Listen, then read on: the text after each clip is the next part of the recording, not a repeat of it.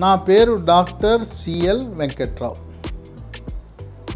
వివాహము అయిన తర్వాత 1 సంవత్సరం పాటు పిల్లలు కలగకపోయినా ఏమీ చింతించవద్దు, బాధపడవద్దు.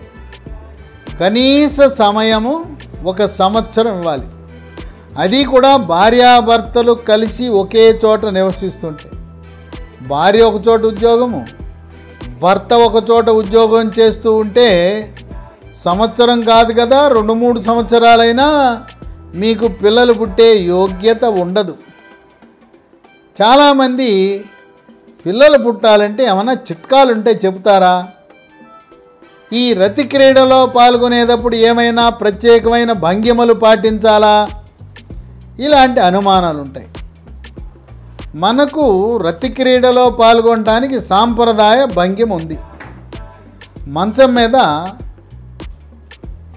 భార్యని కింద పడుకోబెట్టి భర్త పైన ఉండటం, ఇది సాంప్రదాయ పద్ధతి. ఈ సాంప్రదాయ పద్ధతి కాకుండా వాత్సాయన కామశాస్త్రంలో ఉండే రకరకాల భంగిమలను అనేక మంది రుచి చూస్తూ ఉంటారు. కానీ పిల్లలు కావాలనుకునేవారు మన పూర్వీకులు చెప్పిన సాంప్రదాయ భంగిమలో మహిళ కింద ఉండాలి, భార్య కింద ఉండాలి. నడుము కింద ఒక 2 అంగుళాల దిండు పెట్టుకోవటం మంచిది. ఈ సాంప్రదాయ భంగిమలో రతి క్రీడలో పాల్గొనాలి. అయితే రోజుకి ఎన్నిసార్లు పాల్గొనాలి? మీరు ఓపిక రోజుకి 2-3 సార్లు పాల్గొనవచ్చు. ఇంకా కొంతమందికి అనుమానం, పగలు పూట రతి క్రీడలో పాల్గొనొచ్చా? పగలు కూడా పాల్గొనొచ్చు, ఇబ్బంది ఏమి లేదు. పగలు, మధ్యాహ్నము, సాయంత్రము, రాత్రి, వేళాపాళ అంటూ ఏమీ లేదు. కనుక కేవలం రాత్రిపూటనే రతిలో పాల్గొంటే పిల్లలు పుడతారనేది కేవలం అపోహ మాత్రమే. మరి ఏ రోజుల్లో కలవాలి, ఏ రోజుల్లో కలవాలనేది మీరు మీ భార్య యొక్క పీరియడ్ ఋతుక్రమము ప్రారంభమైన రోజు మొదటి రోజుని 1గా పుస్తకంలో రాసుకోండి. సాధారణంగా 5 రోజులతో రక్తస్రావము, బ్లీడింగ్ ఆగిపోతుంది. అదే డైరీలో కానీ పేపర్ మీద కానీ 10వ రోజు నుంచి ప్రారంభించండి.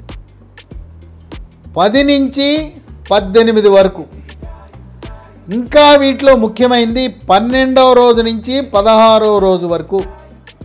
12వ రోజు నుంచి 16వ రోజు వరకు క్రమము తప్పకుండా ప్రతిరోజు కనీసము 1 సారి, వీలైతే 2 సార్లు 3 సార్లు పాల్గొనవచ్చు. అన్నిటికంటే ముఖ్యమైనది 14వ రోజు. పీరియడ్ ప్రారంభమైన మొదటి రోజు నుంచి 14వ రోజు ఎక్కువ మందికి ఆ రోజు అండము విడుదలవుతుంది. 14వ రోజు మనం ఏ విధంగా అయితే కొత్త సినిమా విడుదలైతే morning show, matinee, first show, second show అనే విధంగా ఆ 14వ రోజు సెలవు పెట్టండి. ఇంట్లో కాకుండా ఎక్కడికైనా మీకు ఆహ్లాదకరమైన ఒక విహారయాత్రకు వెళ్ళండి. ముందు రోజే 13వ రోజు విహారయాత్రకు వెళ్ళండి. 14వ రోజు morning show, matinee, first show, second show, 4 షోలతో మీ రతి క్రీడని ఆసక్తికరంగా చేయండి. పిల్లలు పుడతారు. ఈ టెన్షను, మానసిక ఒత్తిళ్ళు ఉండకూడదు. ఇంట్లో వృద్ధులు ఉంటారు, పెద్దవాళ్ళు ఉంటారు, వాళ్ళు గొడవ, గోల, గందరగోళం ఉంటుంది. మీరు పిల్లలు కావాలనుకుంటున్నప్పుడు మీ ఇంటికి అతిథులను ఎవరిని రానివ్వద్దు. ఇంట్లో పెద్దవాళ్ళు ఉంటారు, ఆ వృద్ధులకి చాలా చాదస్తం, వాళ్ళు అలుగుతూ ఉంటారు, వేడన్నం పెట్టలేదని గందరగోళం చేస్తుంటారు.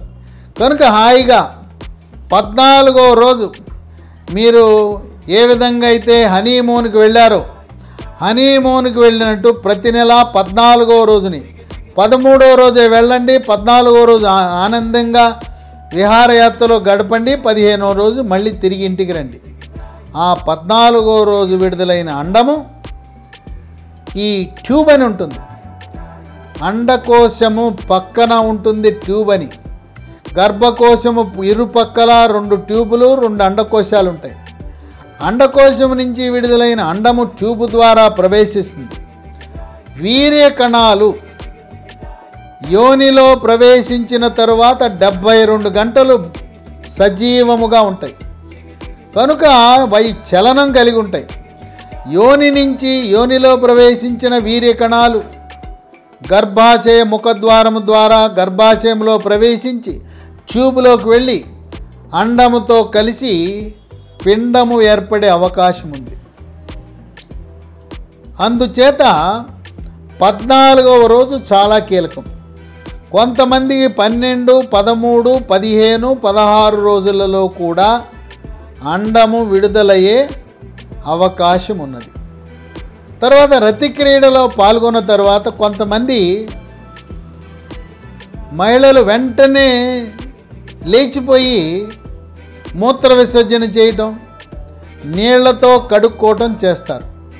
ఎవరైతే పిల్లలు కావాలనుకుంటున్నారో పిరుదల కింద తుంటి కింద ఒక 2 అంగుళాల చిన్న దిండె పెట్టుకోవటమే కాకుండా రతిక్రీడ పూర్తయిన తరువాత కనీసం 20 నిమిషాలు లేవద్దు, అలానే పడుకుని ఉండండి. ఆ పడుకుని ఉండటం వల్ల పిరుదల కింద తిండు పెట్టడం వల్ల వీర్య కణాలు గర్భకోశములో ప్రవేశించే అవకాశాలు మెండుగా ఉంటాయి. ఈ సమయంలో పిల్లలు కావాలనుకునే సమయంలో మగవాడు హస్తప్రయోగము చేయకూడదు. ఎటువంటి కోరికలు కలిగినా భార్యతో రతిక్రీడలోనే పాల్గొనాలి కానీ హస్తప్రయోగము ఎట్టి పరిస్థితులలో చేయకూడదు. కనుక సాంప్రదాయ భంగిమ వినియోగించి ఒక 20 నిమిషాలు కదలకుండా అలా పడుకోవటం అనేది కలిసి వచ్చే అంశము.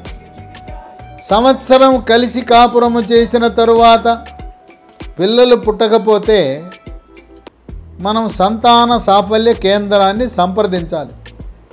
అక్కడికి వెళ్తే పురుషులు స్త్రీలు భార్యాభర్తలు ఇద్దరికీ కూడా థైరాయిడ్ పరీక్ష చేస్తారు. T3, T4, TSH అనే పరీక్ష చేస్తారు. T3, T4 తగ్గినా TSH పెరిగినా థైరాయిడ్ గ్రంథి సరిగా పనిచేయటం లేదని అర్థమవుతుంది. థైరాయిడ్ గ్రంథి సరిగా పనిచేయని వారికి పిల్లలు పుట్టే అవకాశము తక్కువ. ఇంకో విషయం గమనించవలసింది ఏంటంటే పిల్లలు పుట్టాలంటే మానసిక ప్రశాంతతతో పాటు రాత్రిపూట 8 గంటలు గాఢ నిద్ర అవసరము. రాత్రి 10 గంటలకు పడుకుని ఉదయం 6 గంటల వరకు నిద్రపోవాలి. ఎటువంటి మానసిక ఒత్తిళ్ళు, కుంగుబాట్లు, టెన్షన్లు, ఆర్థికమైన సమస్యలు ఉండకూడదు. భార్యాభర్తలిద్దరూ అన్యోన్యంగా ఉండాలి. ఒకరిని ఒకరు తిట్టుకోకూడదు. అట్లాగే స్త్రీలకు పొట్టకి అల్ట్రాసౌండ్ స్కానింగ్ పరీక్ష చేసి గర్భకోశంలో ఏమైనా కాయలు ఉన్నాయా, అలాగే ట్యూబ్లో ఏమైనా ద్రవము చేరి నీటి బుడగలు ఏర్పడినాయా, అండకోశంలో PCOD పాలిసిస్టిక్ ఓవరీ డిసీజ్ అని అండకోశంలో నీటి బుడగలు ఉన్నాయా అనేది అధ్యయనం చేస్తారు. అట్లాగే పురుషుడికి వీర్యాన్ని ఒక 2-3 రోజులు భార్యతో కలవకుండా ఉన్న తరువాత వీర్యాన్ని సేకరించి వీర్య కణాలు ఎన్నున్నాయి, వీర్య పరిమాణం ఎలా ఉంది, వీర్య కణాల చలనం ఎలా ఉంది, ఆకారము సౌష్ఠవం ఎలా ఉందనేది అధ్యయనం చేస్తారు. కనుక ఈ సంవత్సర కాలము వేచి ఉన్న తరువాత మాత్రమే మీరు సంతాన సాఫల్య కేంద్రాల వద్దకు వెళ్ళాలి. కొంతమందికి అండకోశము పక్కన ఉండే ట్యూబులు మూసుకుపోతాయి. ఈ ట్యూబులు మూసుకుపోవడానికి గల కారణం తరచుగా తెల్లబట్ట అయ్యే వారికి ట్యూబులు మూసుకుపోయే అవకాశం ఉంది. భర్త చెడు తిరుగుళ్ళు తిరిగి అక్రమ సంబంధాలుండి గొనోరియా లాంటి వ్యాధి ఉన్నవారికి కూడా ఈ అండకోశం పక్కనుండే ట్యూబులు మూసుకుపోవచ్చు. ఈ ట్యూబులు టీబీ వ్యాధి ఉన్నవారికి కూడా ట్యూబులు మూసుకుపోవచ్చు. ఈ ట్యూబులను ఒక ప్రత్యేకమైన ఎక్స్రే పరీక్ష ద్వారా ట్యూబులు అవి బాగా ఉన్నాయా మూసుకుపోయినాయా అనేది అధ్యయనం చేయొచ్చు. ఈ ట్యూబులను అధ్యయనము చేసే సమయములో ఏమైనా అడ్డంకులుంటే తొలగించడానికి ఇంటర్వెన్షనల్ రేడియాలజిస్టులు ఒక సన్నటి వైరును లోపలికి పంపించి ట్యూబులలో అడ్డుపడిన అడ్డంకిని తొలగించే అత్యాధునిక పరిజ్ఞానం అందుబాటులోకి వచ్చింది. ఇది కేవలం హైదరాబాద్ నగరంలో ఉండే ఇంటర్వెన్షనల్ రేడియాలజిస్టులు ఈ అండకోశము పక్కన ఉండే ట్యూబులలో ఉండే అడ్డంకులను తొలగించే పరిజ్ఞానము, అనుభవము, అటువంటి చికిత్సా విధానాలలో శిక్షణ పొంది వేలాది మందికి ఆపరేషన్ లేకుండా, లాపరోస్కోపీ లేకుండా ఇంటర్వెన్షనల్ రేడియాలజీ అనే ప్రక్రియల ద్వారా ట్యూబులలో ఉండే అడ్డంకులను సమర్థవంతంగా శాస్త్రీయంగా తొలగించి అనేక మందికి పిల్లలు కలిగేలా చేశారు. మరీ ముఖ్యంగా ఈ ఇంటర్వెన్షనల్ రేడియాలజీ ప్రక్రియ ద్వారా గర్భకోశము పక్కన ఉండే ట్యూబులలో ఉండే అడ్డంకులను తొలగించే ప్రక్రియ ఇంకా కొంతమంది ప్రసూతి నిపుణులకు ఇది ఇంకా అవగాహన కలగలేదు.